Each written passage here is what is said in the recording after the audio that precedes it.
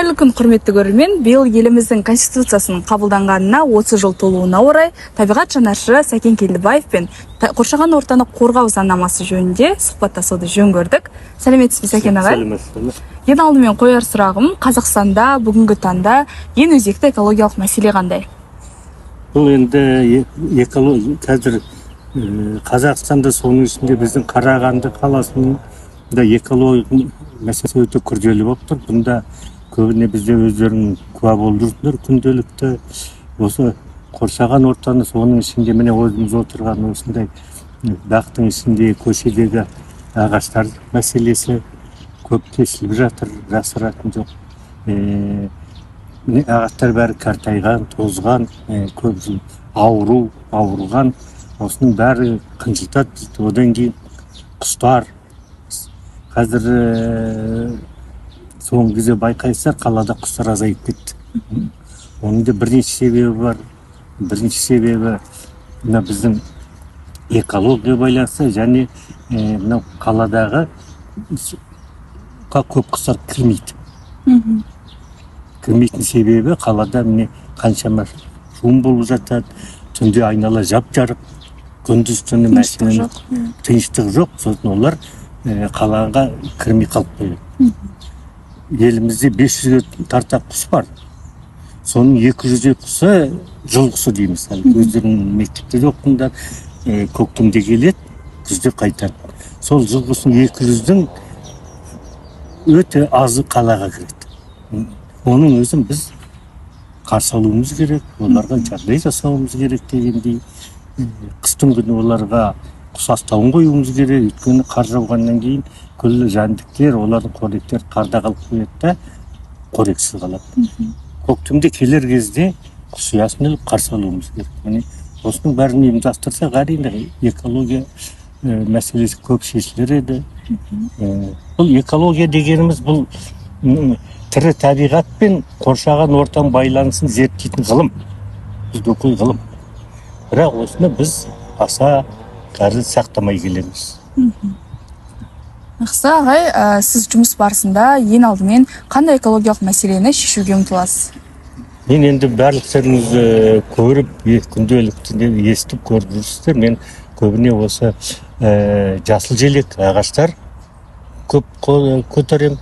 Соған өзім қолғабыс жасап, одан кейін міне 2 жыл болды құстар мәселесімен айналысам. Құстарды айттым ғой, күзде құс астауын салып, көктемде тосып алуға, мектептерге барып, қазіргі жоғарылас оқушылармен кездесіп, бірнеше кездесу өткізіп, оқушыларға осы табиғат құс туралы айтып, оларды қалай қарсы алу, қорғауымыз керек. Содан кейін бірге, солармен бірге осы құс астауын жасап, құс ұясын жасап іліп жүрміз. Өткен қыста 70-ге жуық біз құс астауын ілдік қалада.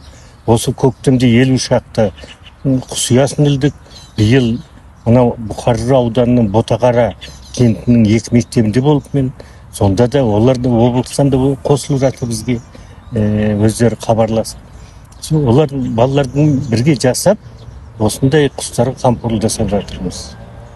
Керемет бастама. Қазақстан Республикасының қоршаған ортаны қорғауға қатысты 38-ші бабына сәйкес еліміздің әр азаматы табиғатты қорғауға, табиғи байлықтарға құрметпен қарауға міндетті деп жатамыз. Жалпы табиғатты қорғау саласындағы заңның орындалу деңгейі қандай? 1995 жылы қабылданған Конституция 30 тамызда 540 бастап Конституция қолдануға енгізілді. 38 бабында жаңа өзің айтып өткендей жақсы бап бар. Бірақ Конституцияда жазылғанмен осыны біз көпшілігінде көп жағдайда сол Конституцияны бұзып жатамыз. Өйткені жаңа Конституцияның қоршаған ортаны әрбір азаматтың міндеті болады. Бірақ осыған барлығымыз атсалыспаймыз бірнесі. Енді білмеймін неге екенін, көбі өзін аулақ ұстайды. Ол оған қатысы жоқ сияқты. Жоқ, олай емес. Ол Конституция жазылған, біз қорғауымыз керек. Сол шамамыз келгенше біз қорғап, қамқор болып жүрміз. Негізі конституцияның заңын жазылған. Одан кейін басқа заңдарды біз бұзбай орындап отырсақ, біздің экологиямызда жазы жетпес еді. Міне қараңыздар, яғни қураған ағаштар, міне ауру ағаштар. Көрдіңіз бе? Бұның бәрі қазір осында жүрген кісілердің өзі мысалы көреді, бірақ да не ауру ағаштар. Осының бәрі қоршаған ортаға зиян келтіріп жатыр. Солай ғой? Құстарға зиян келтіріп жатыр. Міне қазір Құдайға шүкір, биыл көктемде қала көптеген құстар қайтып келді. Бұрын келмегендер. Өте қуанышты. Осы 2-3 күн болды, мен церковь алаңында болдым. Бұрын қалада жоқ қыс кездесті. Сонда жақындадым, осылай жақындап барып суретке түсіріп алдым. Міне 2-3 күн болды, әлеуметтік желіге салдым. Бұрын жоқты, құстар келіп жатыр, бірақ біз соларды қорғауымыз керек, соларға қамқор болуымыз керек, жастарды тәрбиелеуіміз керек. Мектепте өздерің білесіңдер, бая біз мектепте де құс ұясын жасап, бәріміз ағаштың басын іліп, ағаштан құлақта қалып жүрдік, солай ғой. Бірақ соны үйрендік құсқа. Сондықтан енді өзі Қазақстанның да жері көлемі дүниежүзінде 9-шы орын алады. Соның не бары бізде 3-8% орман. Көрдіңдер ме? Оның өзінде мысалы мынау Жезқазған, Ақтөбе облыстарын алсақ 0,1% облыстың көлемінің орман. Ең көп орман дейтініміз Шығыс Қазақстан облысы мен Солтүстік Қазақстан облысында орман аймағы 14%-дан асты. Қалған жерлерде орман өте аз. Сондықтан біз орманды қорғауымыз керек. Енді президентіміз айтып жатыр, қаншама елді мекенде 50 миллион ағаш отырғызу. Оны тек айтқан жоқ қой. Сондықтан оның бәрін орындау керек, отырғызу керек. Енді ағаш отырғызуға бәріне бәріміз қолғабыс жасап, қол ұшымызды тигізу керек. Ол біздің міндетіміз. Жақсы ағай, экологияны жақсартуға қандай қадамдар жасау керек? Әуелі біз экологиялық білімді арттыруымыз керек. Одан кейін енді айта беріп, күнделікті айтып жүрміз ғой. Қоқысты, әлгі үйден шығарған қоқыстың тастау тәртібін біз білмейміз. Рас па? Қарапайым. Қарапайым. Соның өзін тұрған ана қоқыс жәшігіне апармаймыз, лақтырып кетеміз. Рас па? Рас. Осыған тәрбиелеуіміз керек. Сосын ол жиналған қоқысты қайрадан сұрыптап, одан оны кәдеге жаратуымыз керек. Міне осы мәселесі өте күрделі тұр. Мысалы, Швеция елі басқа жерден қоқыс сатып алып жатыр. Кәдеге жарату. Басқа жерден тасып жатыр. Ал біз бар қоқысты кәдеге жаратылмай. Одан бірнеше мысалы тұрмысқа қажетті, күнделікті осы құрылысқа қажетті заттар шығаруға болады. Құрылыс материалдарын шығаруға болады бірнеше.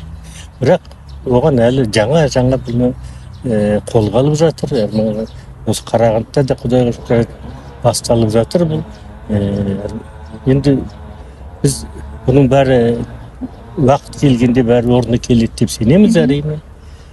Қазір енді менің көп көтеріп жүрген мәселем соңғы кезде қаладағы жаңағы айтып өткен ағаштардың мәселесі. Мына ағаштар қаламызға 90 жыл болса, мына ағаштарға 70-80 жыл. Қартайған, ауырған, қураған. Өзі қалада 19 санақ бойынша қаламызда 1,800,000 ағаш бар. Енді оған мына осы саябақ, қаламызға саябақтан кірген жоқ та.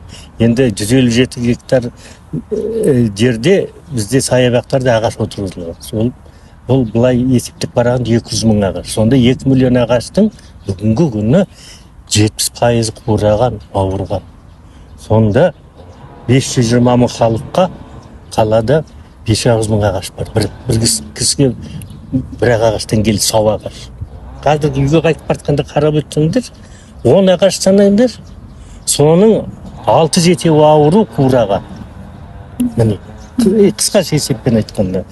Енді қазір міне келесі аптада келіп осы саябақтан бастайды. Одан басқа қаламызға саябақтарда Алматыдан ғылыми орталықтан келіп, міне біз жаңа жылдан бастап жүгіріп, әйтеуір бюджеттен ақша алып, келесі аптада басталады. Осы күллі ағаштарды санап шығады, одан кейін әлгі түрлерін анықтайды, содан кейін әрбір ағаштың денсаулығын біз әлгі жылда сол сияқты денсаулығын тексереді, осы саябақтардың бәріне зерттеу жасалады. Оны тосып отырмыз, кеше ғана мен сөйлестім, келесі аптада келеміз деді 8 адам ғылыми орталықтан. Содан біраз өзгерістер енді болады деп сенеміз. Олардың ғылыми бізге сонда ғылыми түрде бізге жоба береді, бағыт береді. Мына ағаш ауру, мынаны былай емдеу керек, мына ағаштың орнына мына ағаш егу, мынада егу керек деп. Енді қазір біз егіп жатқан 30 жатқан ағаштарымыз 80-90 жылғы ағаштар ғой, бәріміз көзіміз үйренген. Қазір Құдайға шүкір Қазақстанға көптеген жақсы ағаштар келіп жатыр. Біз соны келуіміз керек, өзгертуіміз керек. Мұның бәрі халықта енді өзі заманға сай болуымыз керек. Жақсы ағай, ал осы қарапайым адамдар көмектесе ала ма?